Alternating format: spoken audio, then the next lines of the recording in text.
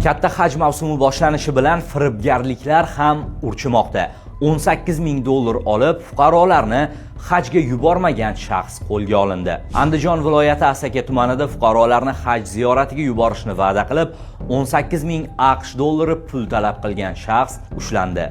Ushbu shaxs ikki fuqarodan 9 ming dollardan olib, Saudiya Arabistoniga hajga yuborishni va'da qilgan. Departament va boshqa huquq-tartibot organlari tomonidan o'tkazilgan tezkor tadbirda firibgarlik fosh etilib, shaxs ashyoviy dalillar bilan ushlangan. Hozirda Jinoyat kodeksining 168-moddasi firibgarlik bo'yicha tergov ishlari olib borilmoqda. Fuqarolarga haj va umra safarlarini faqat rasmiy litsenziyaga ega tashkilotlar orqali amalga oshirish tavsiya qilinadi. Haj va umra mavsumida firibgarlarning tuzog'iga tushib qolmang.